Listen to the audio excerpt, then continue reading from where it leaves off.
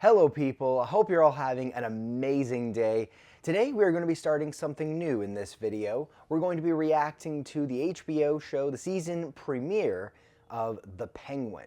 Now this show has gotten so much hype ever since pretty much 2 years ago when the Batman movie came out, and despite my slight reservations about it, it does feel deserved. Everyone loved Colin Farrell's portrayal of the Penguin, and I would say that he definitely hit all the notes of the character. He also happens to be one of my favorite actors, and I really think he got down the funny parts of the character, the temperamental aspect of him, and also the ego-driven aspect of him.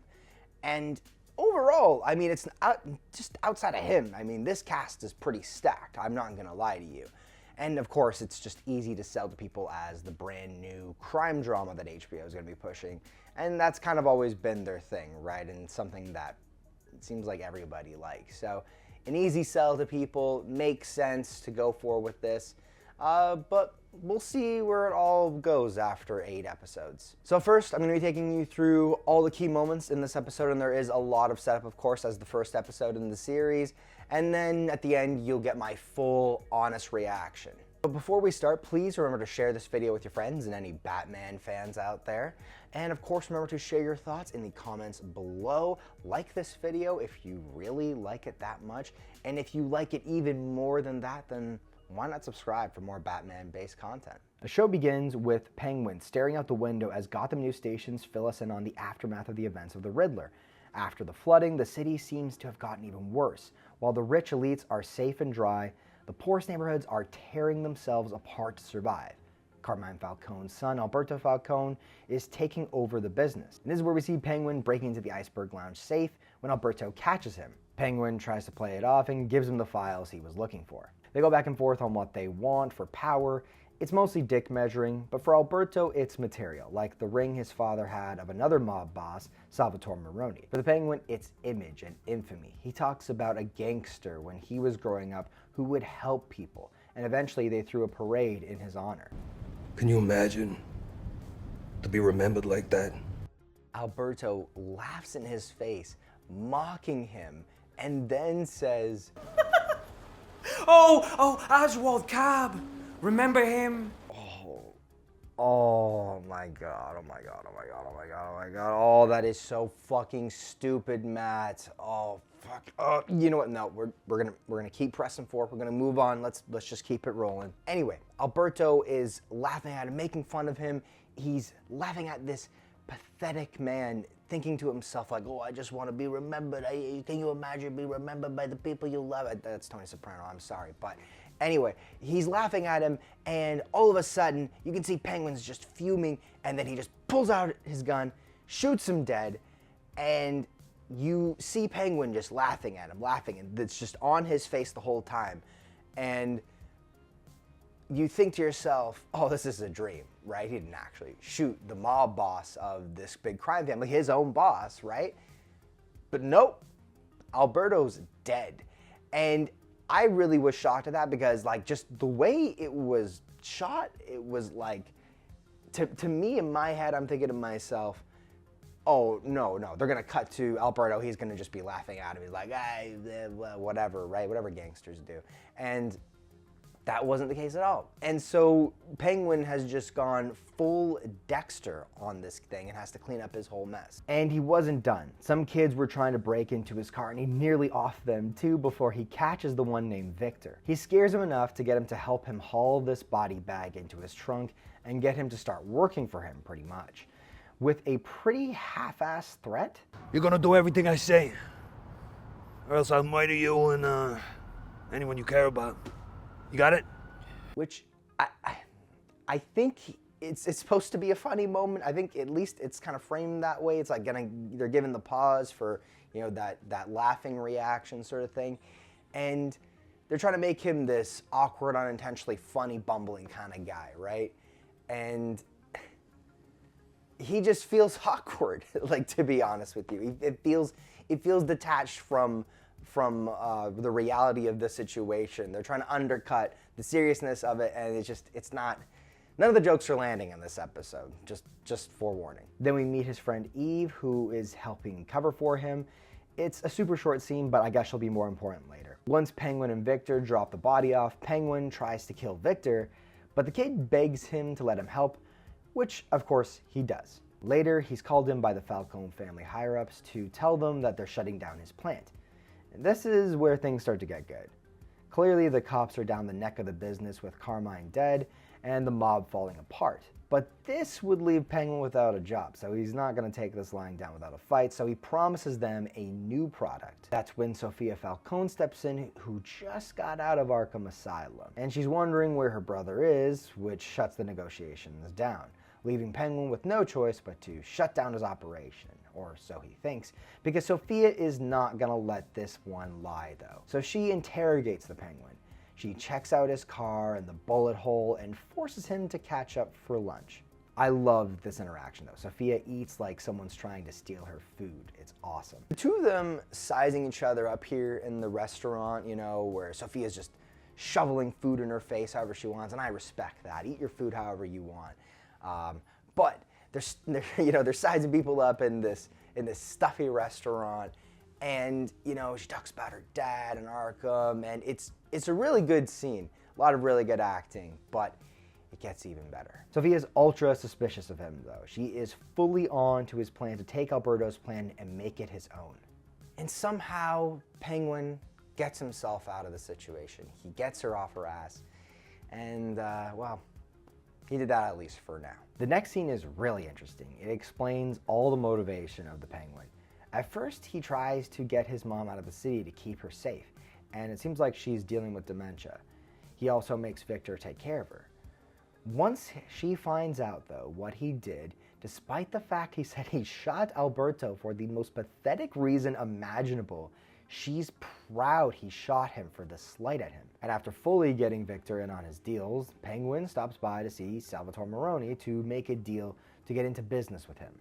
Maroni doesn't trust him at all though, since he clearly has no loyalty. So before he leaves, he drops his ring off to him. And so Penguin drives up to this deal predictably and stops his car within eyesight of Sophia, his purple car that she has clearly identified before. I don't know why he thought that would work. He dodges them at first, but one goon jumps him at his car before stabbing him with a concealed weapon in his car, and a school bus driver does the rest of the dirty work. The goons do end up catching him though, and Sophia caught one of the kids that was trying to take Penguin's tires. But just as she has him right where she wants him, Alberto's body turns up right when it needed to.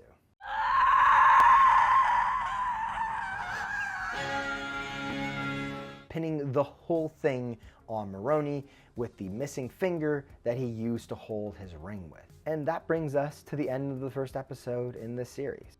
All right, so final thoughts. I think that was pretty shaky on basically all fronts.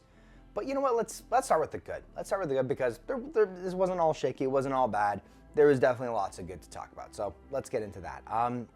So from what you can see that's laid out there, this is definitely a more grounded version of the Batman world, you know, where it feels less like a fever dream and much more like, you know, an HBO crime drama. I mean, better than what you expect. It's going to be a crime drama with this guy. Sorry, I'm going to stop. This is probably how Penguin, you know, rises to the top. This obviously is a different version of Penguin. It's not, you know, the Oswald Cobblepot that has a sort of fortune, a rich family to get him to where he is. You know, he's got to start from the bottom and keep working. I'm gonna stop. I'm not gonna do it anymore. Whoa! I'm gonna stop. Okay, here we go. I'm probably not gonna stop. Who knows? Anyway, sorry. I had to get it out of my system. Even as I'm doing the hands, I don't know. I can't stop myself. Anyway, listen. So Penguin here. Let's humor me for a second. So Penguin's trying to be a gangster, right? He's got this big ambition, you know, and he wants to be this gangster, this friendly neighbor mop. He says, hey, do you need some sauce? I got some sauce at home. I'm Italian. I can say that. He wants to be the guy, Rex Calabrese, and The thing is, we can kind of tell right away he's just not that guy. He's not that guy, pal. So it's not gonna work for him. It's gonna fall flat on his face because he's just not like that. He doesn't want it for being the guy. He wants to be the guy that's revered and respected, probably because he's never felt that at any point in his entire life. And, you know, he's got the emotional stability of a toddler. He's gonna fuck himself over no matter what he does, right? He's never gonna be looked at that way. So, you know, I do like how he is manipulating a lot of the situations and, you know, pinning it on Salvatore Maroni at the end there with the finger and the ring and everything. That was cool. I actually liked that. That was an interesting thing. In my head though, I feel like Salvatore, you know, probably wouldn't respect it because it's like one of those things, you're going under a guy's nose. Even if you're getting him what he needs, not necessarily what he wants, but what he needs, I feel like he wouldn't respect that, but we'll see. I guess we'll see what's gonna happen. And maybe he's just kind of putting him in such a bad position anyway, and whether or not he knows it, it's kind of like he's kind of gotta work with the Penguin now. So yeah, I guess we'll see where that goes. I also think despite him kind of being, you know, this sort of evil guy, they do try to and do a pretty good job of making you a little bit sympathetic to his cause, I guess. And we'll see how it goes, but you know, there's always seems to be someone who's a little bit more fucked up and, you know, a little bit more powerful than him that can exploit that fucked upness in their head to kind of, you know, level the playing field and make sure, okay, I don't hate this guy, you know, he's kind of charming or whatever, right? Acting wise, you know, everything is great. Colin Farrell, again, delivers another amazing performance so far in this season. And I think everybody, you know, top to bottom was great. I really don't have any complaints. But Kristen Milioti, I think, wow. I mean, she kind of stole the show in a few of these scenes. She was awesome. And yeah, I don't have any other notes than that. There's not much to say. The acting is great. No issues at all there. It's awesome. I'm really enjoying that part of it. I guess this means we can get into the bad now. Now, let's start with that scene with Penguin shooting Alberto. Yeah, I think, you know, when I first saw it, right, I really didn't get it at all. And then I think, you know, as I kind of watched the whole show and everything, it kind of makes sense to me that what they're going for there is sort of this, you know, almost out of body sort of experience, right? He's getting like this big dopamine rush from, you know, shooting a guy that was laughing at him, right? Because he's just kind of such a pathetic human being that he would feel that way. And I do think that, like, it makes sense with Penguin, just, you know, from a historical aspect of the character, that he would be like that he would be so temperamental, that he would do that and that he would feel that way. And like, him shooting Alberto is not the issue in that scene necessarily. It is kind of jarring, right? It's well, like, and not necessarily in a good way. Like, I don't think it's how they thought it would land, probably. But it's more the execution. They're trying to make it like, oh, look at this sort of thing. He's just all in his own world, right? He just killed this guy, killed the biggest mob boss in the world. I think where it really does kind of fall flat, though, is his reaction to it. His reaction to it is just not what you expect. You kind of expect him to have a little bit more like urgency about it, because, you know, whether or not he feels such a way about himself, such a big ego, right? A big inflated ego, especially in that moment, it's like you would still understand the gravity of the situation, and it didn't feel like there was as much a sense of urgency. And I think, you know, they really, at the end, they were also trying to make that whole scene funny. Like, his reaction was supposed to be a funny reaction, right? Instead of like, oh wow, you killed off a character of consequence. And that's not how it felt at all. It just kind of felt like, it was like, boom, he's dead. He's like in his own world. And then, oh, I killed the guy, whoops. And that's the thing, they're really trying to make him this awkward, bumbling kind of character. And to be honest, it's not really hitting. Like they're really going for that pitiful, awkward guy, and none of his jokes are landing. In general, the jokes in the show are just not landing, at least in this episode so far. But we'll see. They could definitely fix it up. It can take time to kind of figure that out and hone in on it, what makes him funny, what makes the show funny. But they really do got to fix that, because I definitely think it's a key part of their writing, and bad jokes in any situation can definitely kill a vibe. And speaking of the vibe, I think how the show looks specifically and how it feels sound-wise, it seems like they can't get it down. It just feels very inconsistent, right? Because, you know, you have the scenes where it's early morning, late evening, nighttime. All those shots look really good, right? And obviously they're trying to keep it within, I guess, the world of the Batman, but it doesn't really feel that way. It doesn't feel that way, because when they go into the scenes in daylight, it just feels like anything else, right? And it's hard to do that, right? I think when you're going from such an extreme, right, where you're really trying to make your product, make your world rather, stand out, make it look different, and bring life to it, you know, it's hard to then just switch it up. And then those other scenes just don't have that same feeling when you're looking at it. It doesn't feel like, it almost doesn't feel like in general, even throughout, to be honest, that the Penguin is in the same world as the Batman, right? And we shouldn't be comparing those, and I'm not like comparing them one for one, but it's hard to not compare that, knowing that this is in fact in the same universe, and then you look at it and you're like, oh, that doesn't feel the same way at all. Like, it just doesn't. And of course, it's also being narrated and written around a different character, so sure, there's going to be some tonal shift, but it's such an extreme tonal shift that it feels jarring. And again, I'm obviously not trying to compare them, you know, as, you know, two individual, you know, films or series or anything. It's just, it's impossible for me to not compare that a little bit, even outside the inconsistency of it, which does feel weird. It's so obvious to me. Like, when I see it, it's just so clear and obvious, because that is also part of what made the Batman so good, is that it really made you feel a part of that world. Like, you couldn't take your eyes off of it. You couldn't take yourself out of the world that they were showing you.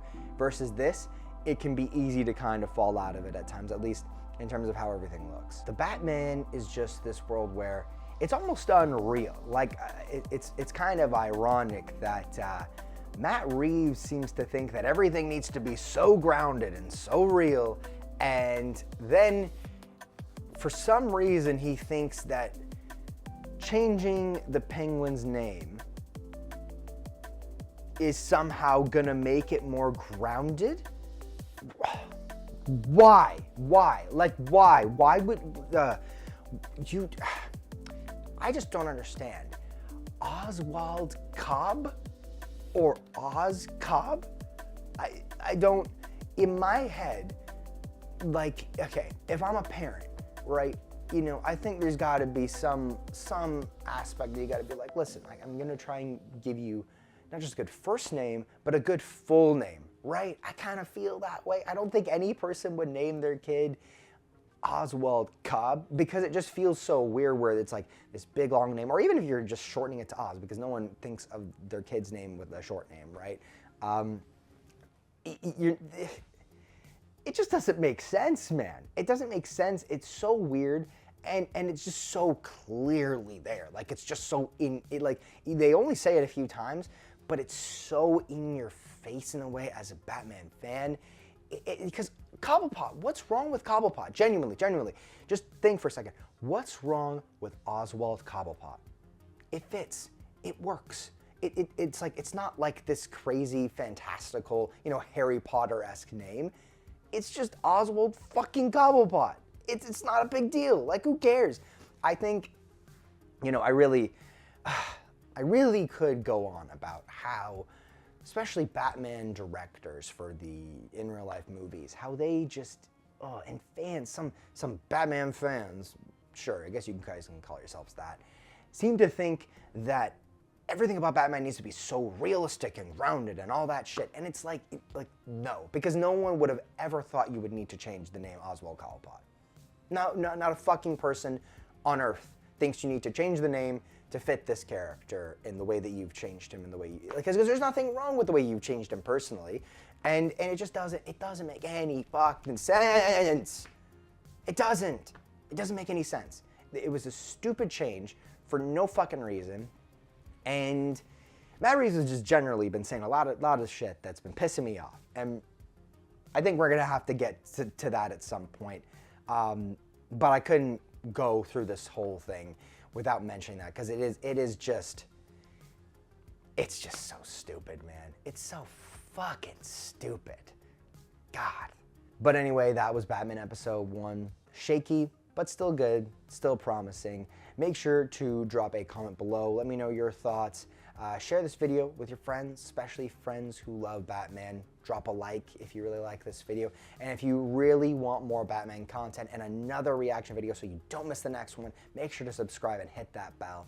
Thank you so much for watching, and I'll see you guys in the next one.